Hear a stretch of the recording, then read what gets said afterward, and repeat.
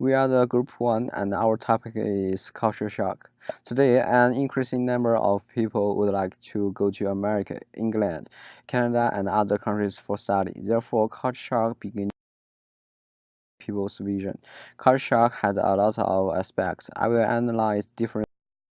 With the emergence of more and more international students, the adjustment to the school life has become a problem for most students.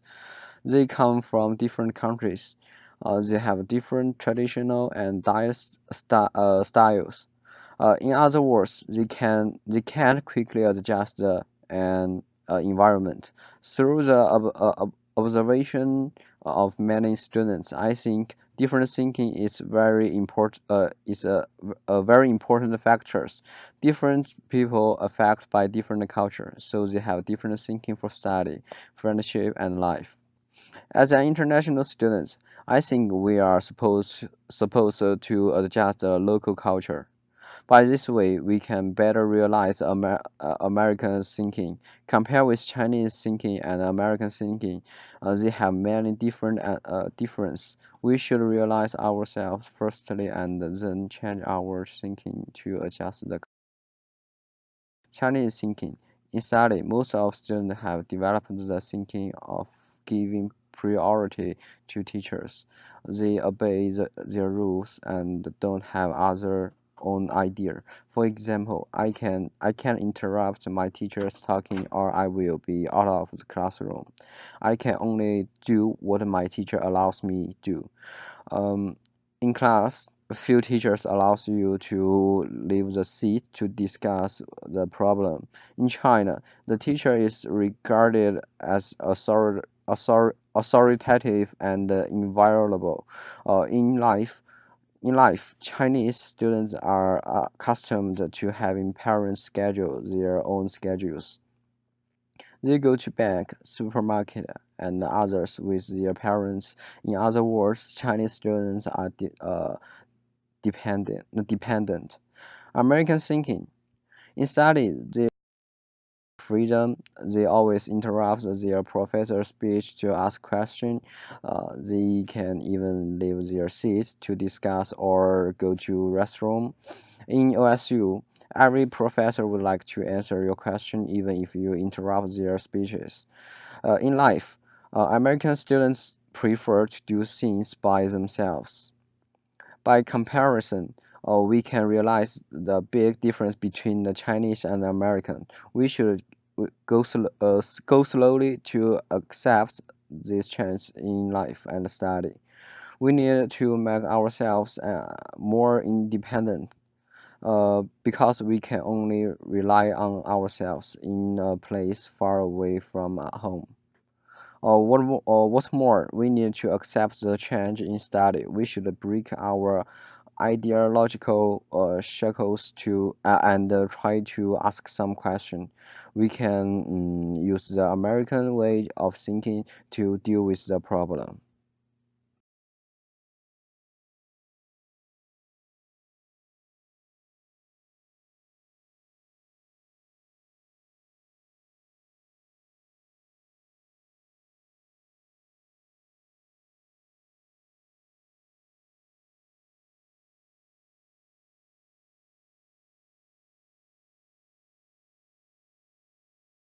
First of all, the different goals of education. American style teaching aims at training students' critical thinking and creative thinking ability. Students must take an active part during class. Under such a teaching objective, students can not only deepen their understanding and master a lot of knowledge, but also reconsider and personalize the existing knowledge so as to improve their creative ability. The goal of classroom teaching in China is influenced by the rate of entrance examination. Most schools take the exam achievement as the goal of teaching, neglecting the cultivation of critical thinking and creative thinking ability. Secondly, the different teaching styles. American classroom teaching is mainly based on the classroom discussion. Students are the main body, teachers plays the role of organizer and guide, and the task is to help students find problems and solve problems. The discussion includes teacher and student interaction and classmates interaction. Chinese classroom teaching, although after years of reform, is still in the lecture. In such a teaching mode, the teacher is the main body. Students only know to passively take notes. In the minds of students, teachers and textbooks are always right, rarely find problems, but also dare not ask questions. Besides, the relationships between teacher and student are different. In Chinese classroom, the teacher is the leading role, authoritative, and the students are obedient to the teacher's teaching. In contrast, the classroom atmosphere in America is equal and friendly. Teachers and students are often focused on a particular problem, a point of view. In the classroom debate, each one expresses his own views. The teacher will not impose his opinion on the students. Last but not least, the classroom atmosphere between Chinese classroom and American classroom are totally different. The classroom teaching in China is rigorous. The teachers are steady and the students are disciplined. Teachers are always well prepared for the class, and they have to write a complete teaching plan and checked by their supervisor before they teach the students. American classroom atmosphere is comparative casual. Students can eat snack during class, stand up and hang around in the classroom when they need it, and go to the bathroom without asking. To sum up, there are many differences between Chinese classroom and American classroom, which might be a challenge for international students who start with. Once they get used to it, they will be more into American culture. When people talk about culture shock, the food cannot be ignored. We can make a discussion for simply breaking up into three parts: breakfast, lunch, and dinner. In the tradition of China, we think of breakfast as the key to start a new day. As a result, there are many different kinds of food for breakfast, such as noodles, steamed bun, and tofu pudding. Even the flavors differ very much from place to place. I really like the feeling that my stomach getting warm after breakfast. However, in America, people seem to take breakfast as optional, and the choices are limited as well. I cannot accept drinking cold water or milk in the morning as well as many Chinese students since these cold things irritate the body badly. For lunch and dinner, there are more abundant choices in China. We have the 8 different cuisines distributing in regions with different flavors.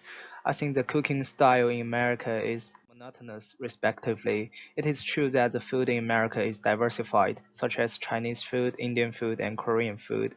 But for American food itself, deep fried almost.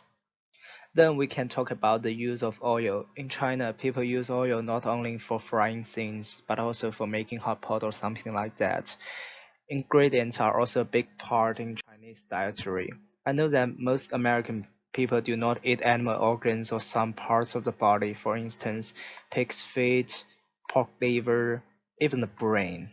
I could not accept most of the things when I was a child as well, but when I grew up, I found the beauty of them, their unique texture, great cooking method, and unforgettable flavor. Sticking with the theme of American food, there are only few kinds of meat eaten in people's daily life. Veggies are various actually, but most of them are simply boiled. I do not mean that American food is not delicious. In contrast, I like the cheese and all the stuff about cheese. In my opinion, many Chinese students are just easily bored with the similar flavor and cooking method. Although a number of Chinese students cannot adapt to American dietary habits right now, I want to mention some of my advice to help them to make it through. Firstly, try something new. You do not know anything until you have tried it. There are also many kinds of food we cannot eat or rarely eat in China, such as avocado, blueberry, and some typical salads. Maybe you will find what you like. Moreover, try to cook for yourself. Everyone knows his or her bite of tastes best, and then he or she may cook a wonderful meal for him or herself. In addition, it needs exercise and practice definitely.